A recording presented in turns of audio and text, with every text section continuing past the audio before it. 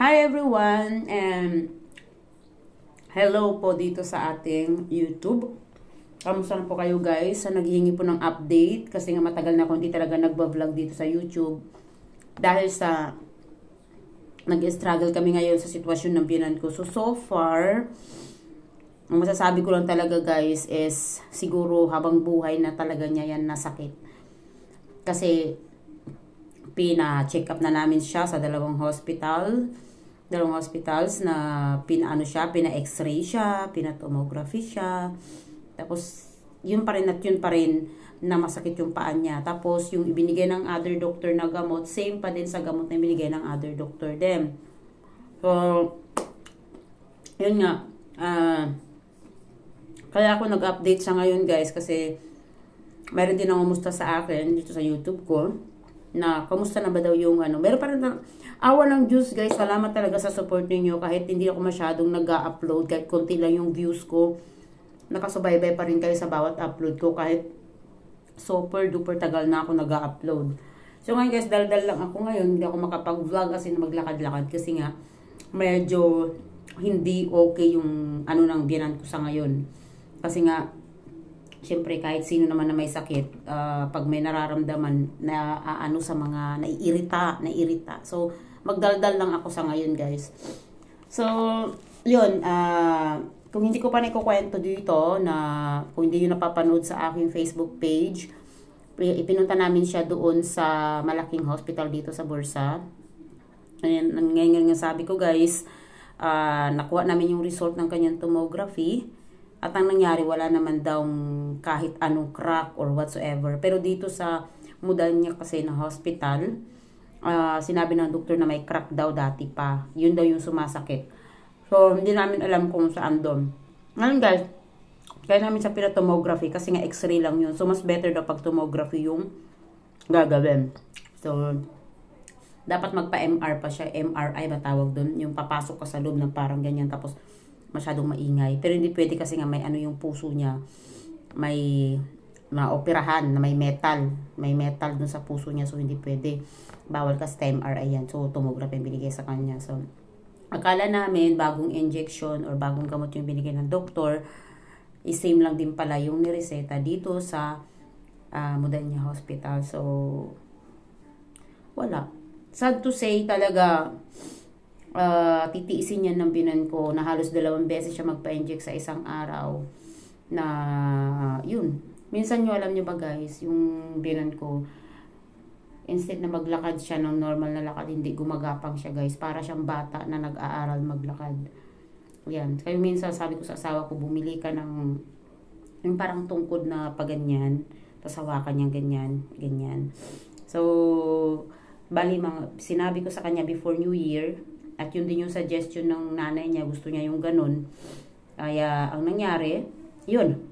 Bumili yung asawa ko kayo ng umaga lang. Yun yung gamit niya ngayon. Medyo hindi pa siya masyadong gamay, pero masasanay din siya dyan. Kaso nga lang guys, umiinom na rin siya ng mga ibang mga ibang pain reliever, like minsan umiinom siya ng Parol, minsan umiinom siya ng Majesty, minsan basta mga yun, yung mga pang sa mga pain reliever, ganun. So yun lang yung update ko sa kanya. And yun, pag nakikita ko naman siya na ganyan, napapaisip din ako talaga na what if dumating yung time na magiging bedridden na rin siya, ano nang mangyayari. Yun naman yun. Hindi ako masyadong pero nakinakabahan ako sa responsibility na maiwan sa aming mag-asawa. Yun yung yun yung isa sa kinakatakot ko at ikinakaba ko. Kasi hindi ko alam kung magprepresenta yung kapatid ng asawa ko na sila ang mag-alaga pagdating sa ganyang time. Ang alam ko hindi nila yun. So sana bigyan ako ni God ng mahabang pasensya at tiyaga. Kasi alam niyo naman siguro ang story behind sa amin dalawa ng biyanan ko na halos magkaaway kami.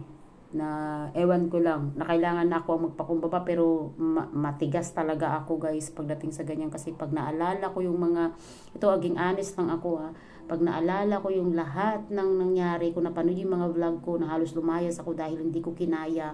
At ako na talaga ang lumayas at umalis para hindi ko siya makasama at makita. Ganun talaga guys. Hindi ko rin, siguro ko na naikwento ko sa vlog, sa ibang vlogs ko na dumating ako sa point na sumigaw na talaga ako, na akala mo baliw na ako guys, dahil sa irita, dahil sa stress, dahil sa galit, lahat napuno talaga ako guys. Talagang halos palayasin ko yung ano ko, sabi ko sa binan ko noon, boses mo ayaw kong marinig, kahit makita ka ayaw kitang makita. Ganun na talaga ako guys. Nasabi ko pa sa kanya na ano, na nag-asawa ako, na hindi ko in-expect na habang buhay pala kasama ka namin, tapos ganyan pang gagawin. Ano bang ginawa ko sa iyo? Ano bang ginawa ko sa iyo na ganyan na lang talaga yung ano mo sa akin? Sabi ko sa kanya. Wala namang ibang nag-asikaso sa inyo, kundi ako lang din naman.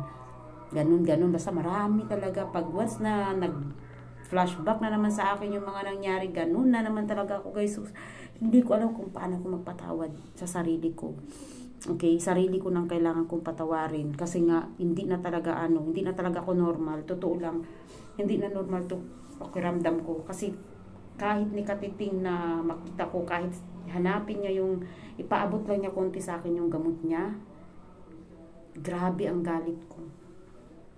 Yung mag-serve ako ng food niya, parang ang bigat kong ibigay. Honest lang ako guys, hindi ko alam kung may mga ibang taong ganito nararamdaman. Pero minsan sa vlog na ako nagsasalita, ewan ko na lang kung may makaka-relate sa akin, or sana may isa sa mga viewers na mag-advise sa akin or dapat kong gawin. Meron pa yung time na nakikinig ako ng worship song, na umiiyak ako kung bakit ganito na ako katindi ng galit sa kanya. Na dapat unawain ko siya kasi matanda na siya, dapat lambingin ko siya kasi matanda na siya, ganyan. Pero hindi talaga, hindi talaga guys. Hindi ko alam kung bakit. Madali lang magpatawad, pero yung paglilimot ko, yung pagkalimot, lahat ng ano, hindi, nahihirapan ako. Minsan kasi sinasabi ko, sana mag-amnesia na lang ako at mawala yung part na yun. Kasi hindi naman ako ganito eh. Hindi naman ako ganito, may nanay din ako, may tatay din ako, matatanda na rin sila, 'di ba? Tatanda rin naman ako. 'Di ba? Alam niyo guys, sabihin ko sa inyo, boses pa lang kumukulo na ang dugo ko. Mukha pa lang niya, itsura pa lang niya kumukulo na ang dugo ko. Ewan kung gagawin ko. Ganun katindi. Na kahit sino na mag-ano, sige, advice mo sa akin, ano ko yun, papakinggan ko yun, tatry ko, pero nakailang beses na ako mag-try. Mas maigi pa nga yung may kagalit ka na kaibigan ba? Or may galit sa yung kaibigan mo na ayaw makipagkita sa iyo, 'di ba? Mas okay pa yung ganoon. Kasi kung sinabi mo magkita, di wag magkita, di wag kayo magkita kasi hindi talaga kayo magkikita. Ito, sabi mo kayo magkita, hindi ka makakaalis. Hindi ka naman pwedeng lumayas. Kasi nanay siya ng asawa mo. Hindi rin siya pwedeng pumunta doon sa isang anak niya. Ayaw din ng asawa ko, ayaw din niya. Oh, no choice. Doon ako na nati-trigger talaga. So anyway, kahit ganyan man yung sitwasyon, tinatry ko pa rin yung best ko. Mag-inhale exhale ako na bawat tulak ko sa trolley niya, bawat bigay ko sa anong gusto niya. Inhale exhale na lang talaga ako guys. At humingi ako kay Lord na sana maibsan man lang yung galit ko ba. Promise. Actually, hindi na niya ako tinatawag minsan sa mga bagay-bagay pag nandiyan yung anak niya. Yung anak niya, inutusan niya. Naawa naman ako sa asawa ko. Wala, ganun talaga. So, that's it lang siya guys. Update ko sa ngayon sa YouTube ko. Siguro, hindi ko alam kung mangyayari pa sa susunod-sunod. Na ngayon, ganito lang pa talaga yung share ko. So, anyway, thank you so much pala sa mga nag-support pa rin. And, tingnan natin kung ano bang magiging update ko pa sa susunod guys. Ito talaga yung situation namin sa ngayon. Naka-focus kami ngayon sa sitwasyon ng biyanan ko. Na bawat tingin ko sa kanya, kinakabahan talaga, natatakot ako sa malaking responsibilidad na mangyayari. Sana gumaling na lang siya, or sana mawala na lang yung galit ko ba. Mawala na, yun naman talagang gusto ko eh. Mawala yung galit ko sa kanya. Bye guys.